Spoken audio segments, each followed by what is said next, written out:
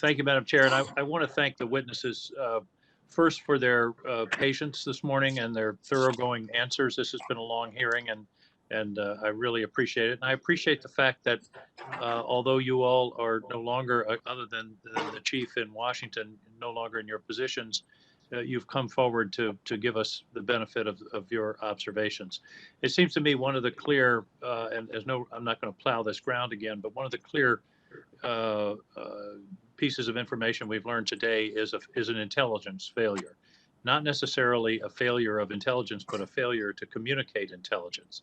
And I think that's something that we all need to think about. And you can be very helpful to us in suggesting what should be the chain of communication in terms of intelligence. You can't adequately prepare if you don't have the information, and it clearly seems to me there were some failures. Uh, Chief Sund, I have a specific question for you, and it's more forward-looking, but I'd appreciate your insights. The question is, how do we protect the Capitol from either an angry mob or probably more likely one or two or three uh, malignant actors without turning it into a fortress? How do we allow the American people to go in the rotunda, to tour the Capitol, to picnic on the grounds, to uh, play with their kids? Uh, that it seems to me that going forward, that's really one of the challenges. We want security, but we don't. I would hate to see the U.S. Capitol turned into a fortress. Your thoughts, Mr. Sund? I think you need your mic on there. Thank you. There we go, ma'am. Thank you very much. I'll go back to your original comment with the intelligence and the communications. I think we have the process in place for when we have credible intelligence, especially high-level credible intelligence, to quickly get to where it needs to be. I think my big concern is, on the collection, on how wide we're casting the net to collect our intelligence that would have revealed this was coming, and we were facing this type of mass insurrection. I definitely want to say the Capitol Police is well-versed, well-trained on handling what you're talking about, a Mumbai-style attack. A couple of, attackers armed, active shooter events, things like that. Those are the type of events that we are ready for.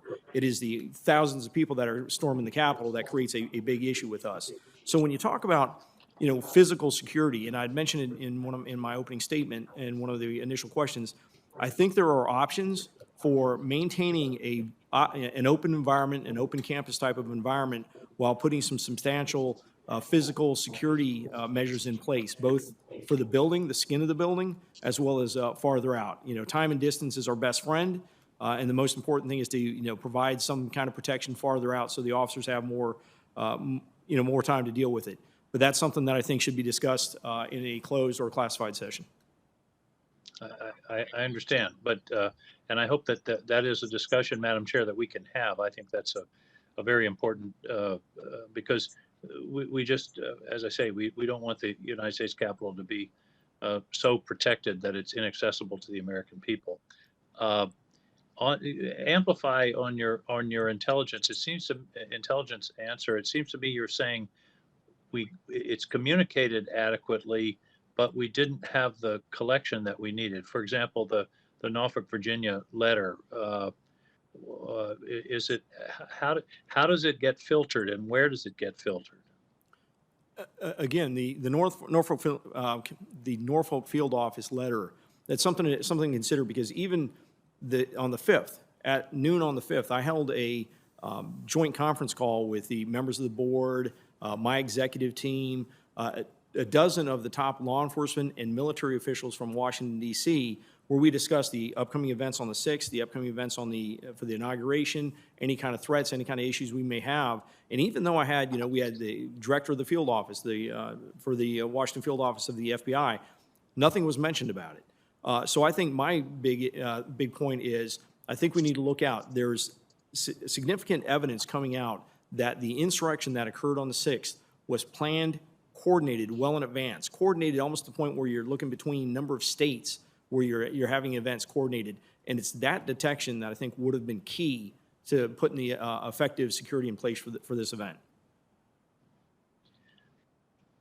finally, when we're talking about providing this level of security, is there a playbook? Is there a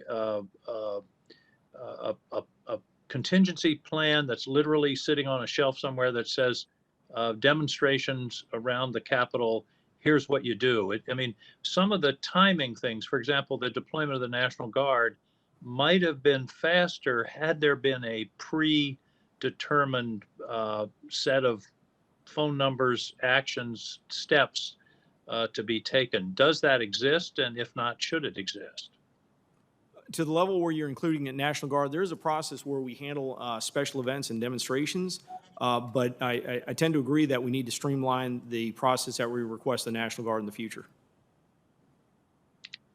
And yeah, because clearly there was a delay there that was an important part of the response at the time. Madam Chair, I want to thank these witnesses. I think they've really made a contribution, and they made a contribution when they were serving in their respective positions. Thank you. I yield back. Thank you.